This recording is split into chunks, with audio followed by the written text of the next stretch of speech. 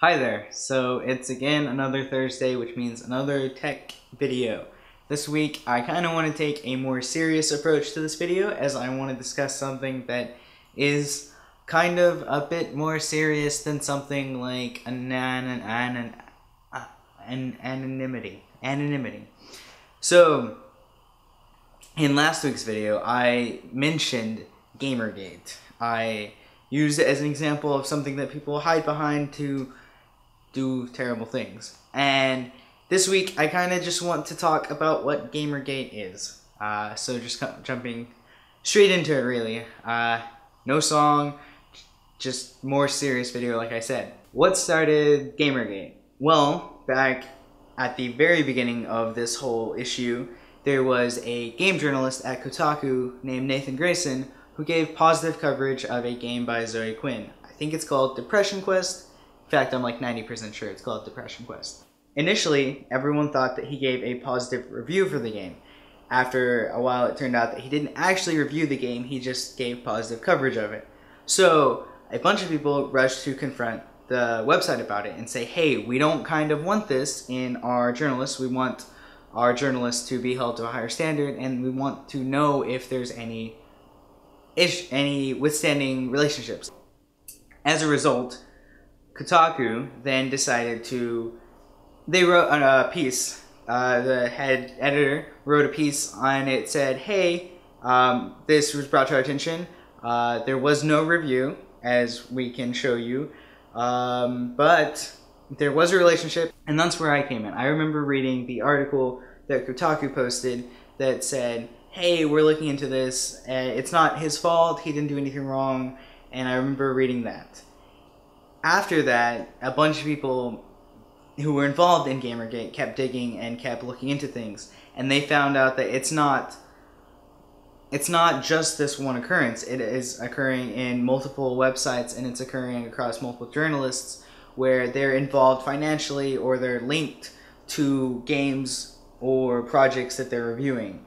And so they bring this, they mention this and they talk about it, and in the process, also along the way, Zoe Quinn, the developer, finds herself being attacked on the internet. So on Twitter, people are coming out and they're releasing her home address and they're threatening her life and they're being terrible people, like I mentioned in my last video, where they're on the internet and they're just spouting things that are really terrible and people shouldn't spout ever. Well, around this time, a bunch of video game websites, and I remember this really well because I got really mad when this happened. They released articles that pretty much all said, I'm pretty sure they were all titled just about the same thing. They said, video gamers, or gamers are dead. And that was the title, pretty more or less. And inside the article, they talked about how gamers are white and misogynistic and male. And I remember they brought into account Zoe Quinn and how gamers are attacking her and they want her out of the industry because it's a male industry and we don't want women. And I remember reading about Anita Sarkessian, who I probably mispronounced her name, and how she's been under attack since she started making her videos, which I can't remember what they're called. But they talk about how feminism and video games, and basically how a lot of video games really fail at portraying positive females in video games. And a lot of people really hate that. I know I've never been the hugest fan, but I still appreciate that they're happening. I will talk about those videos on a different day because I have different ideas on the whole thing, and I don't necessarily disagree with her. I just think that she's looking... Anyway, that Anita Sarkessian is a different topic for a different day as far as her actual videos go, and I might talk about those someday. We'll see. But I remember the article brought those up, and they brought up other prominent females, and basically the whole article was saying that all gamers are white misogynistic males who don't want anyone else in their club.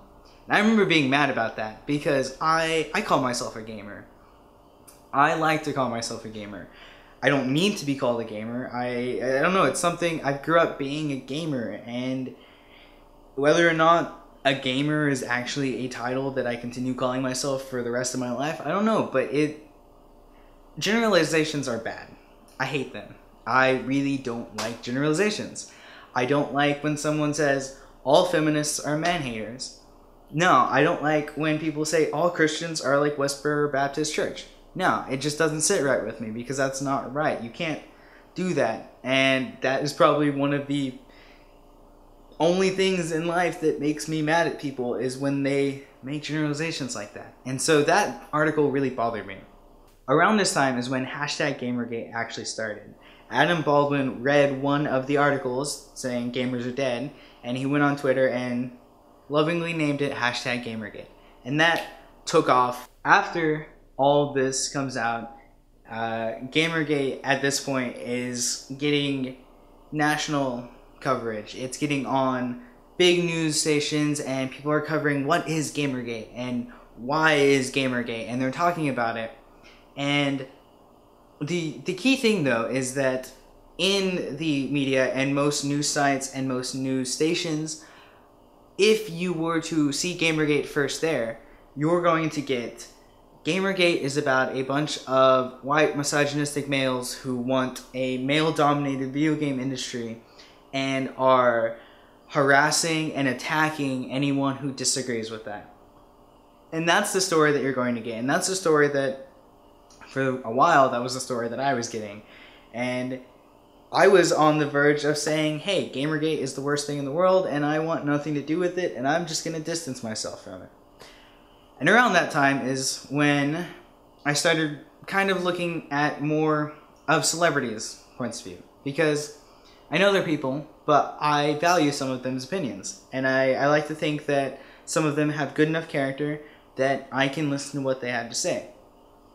So, last week when I made the anonymity video, I was talking specifically about a piece that Felicia Day wrote. So, in Felicia Day's blog, she talked about how gaming was something she could always rely on. And if she went out in public and saw someone with a Zelda shirt or some other gaming attire, she could have an instant connection with them, and she could go up and strike a conversation, and she felt like she knew them a little bit better. She mentions how she's dealt with harassment, and she's been harassed, but it's never been anything that has scared her from the community. But for the first time, she was walking through a crowd and she saw somebody with a gaming shirt on, and she didn't think, I'm connected to this person. She felt scared. She felt scared that in some way they might be against her, and they might be trying to undermine her position. They might be trying to undermine her place in the video game world. And she talks about how she's mad. She was mad not at GamerGate and not at those kids that she saw, those people that she saw, but she was mad at herself. She was mad at herself for letting something like GamerGate scare her away from something she loved. And so I read that, and at that point I was like, maybe GamerGate isn't actually that wonderful of a thing.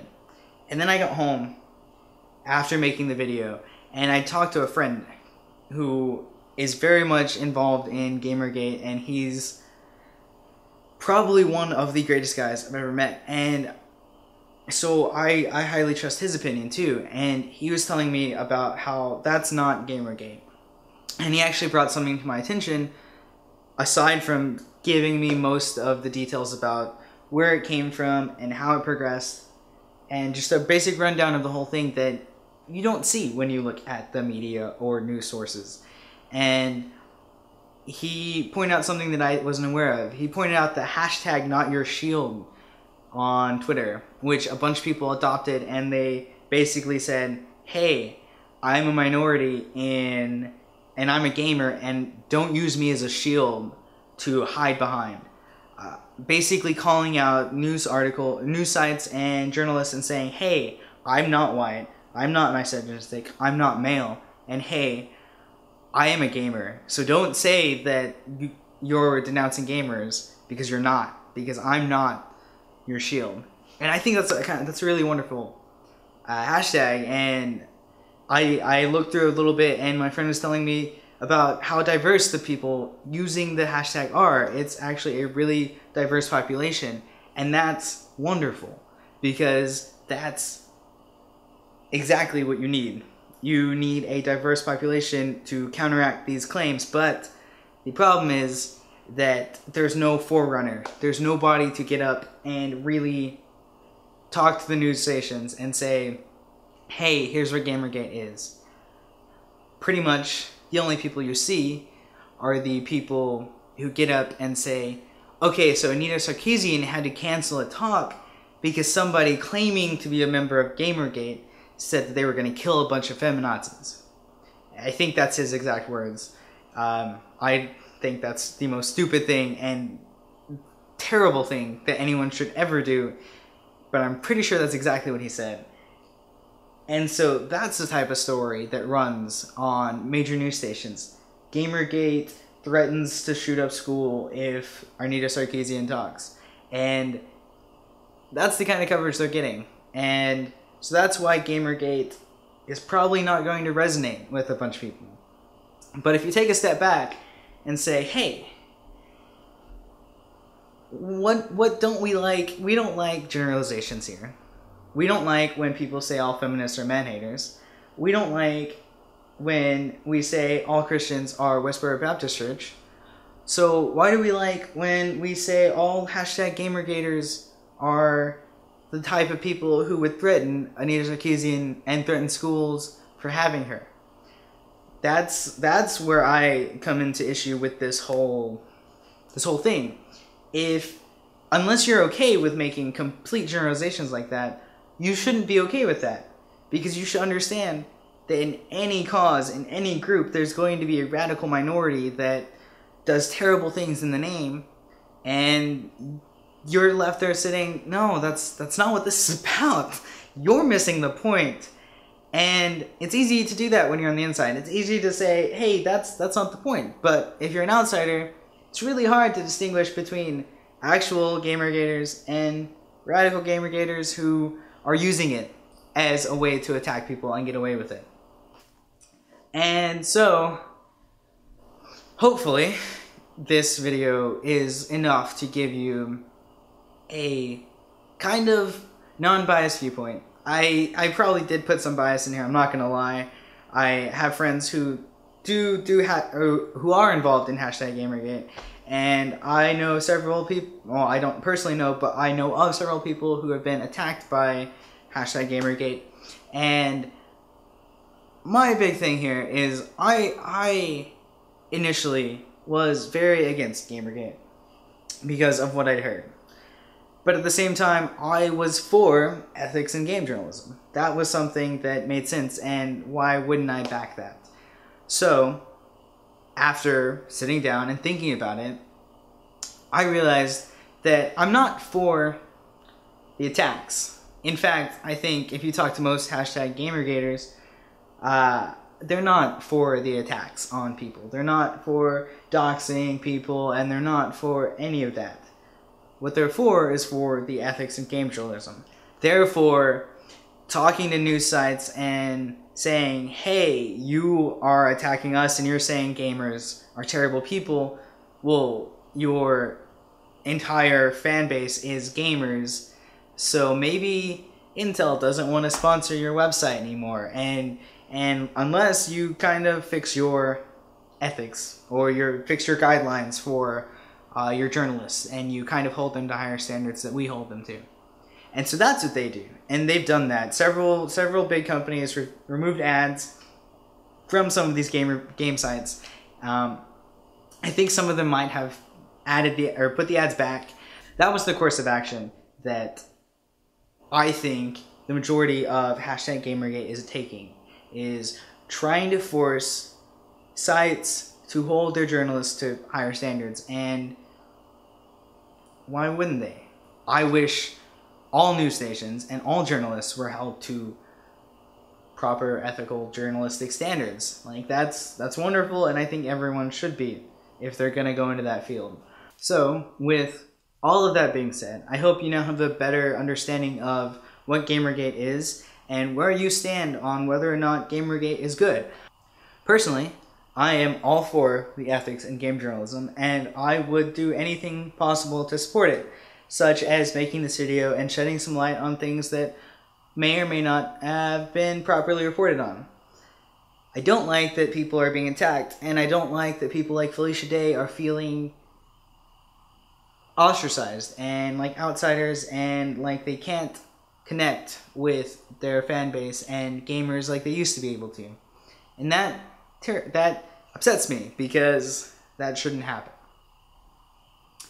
But at the same time, I can't really let a small minority determine what I feel about a cause, because if so, then I would be super anti-feminist, because there are a lot of radical feminists who make it hard to like feminism, and there are a lot of really radical Christians that make it hard to like Christianity. But the key thing is being able to discern where someone stands, and discern that Christianity isn't the people saying everyone is gonna burn regardless and thank God for terrible things, because that's not Christianity. Just as feminism is not men suck, men are worthless. That's not feminism. Just like GamerGate is not, we don't want women, we're men, this is our industry. So I think it's important that you don't look at it as that. And I think it's important that our news stations and our friends and people and everyone starts talking about that, and how you can't let that be a thing. Because if you let that be a thing in GamerGate, you let that be a thing in everything. Which is silly sounding, I agree. But yes, if I didn't clear things up, if I haven't said, there are going to be links below. I'm going to try and put all manner of links. I'll say a quick description, and then I'll put the links, so if it's pro-GamerGate, it might say that. If it's anti-GamerGate, it might say that. I'm not going to be biased here. I want you to get the whole story, and I want you to form your own opinion on the thing, because there'd be nothing worse than me spouting one side and being just as bad as the media that also spouts one side. And I'll talk on another day about what I actually think about media, because I have had a long-standing relationship with not really liking the media that much and kind of being frustrated with it. So another day I'll talk about that. Another day I'll talk about Anita Sarkessian, how do you pronounce her name? Because I think that her videos, while not being my cup of tea, have valid points that everyone needs to listen to. And I hate that people shoot her down and threaten her for it, because if there's anything I think that should be on the internet, it should be, you should be able to voice an opinion. And I love that people like Anita Sarkessian are strong enough and willing to put up with the threats and the violence to make a point. And without people like that, nothing happens and no change is made. In the same way that I am happy for everyone who has stuck by GamerGate since it started and has said, you know, even though there are people who are trying to ruin this by making a mockery of what we stand for, we're not going to back down. And I think that's wonderful. And I could go on and make more connections to feminism and Christianity, but I do feel like it's in the same boat. It is a lot of similarities, and it is something that I can't tell you whether it's right or wrong, and I don't want to. I don't want to be a voice that tells people what's right and wrong. I want to be a voice that says, hey, think about it. I don't really care which way you go. As long as you know all sides of the story, I'm happy with whichever side you pick. And I want you to know that. I'm not getting anything out of this if you go either way. And that's okay with me. I don't want to force anyone, and I hope you know that. I hope you know that in all my videos, I'm not trying to force you to believe or think or do something.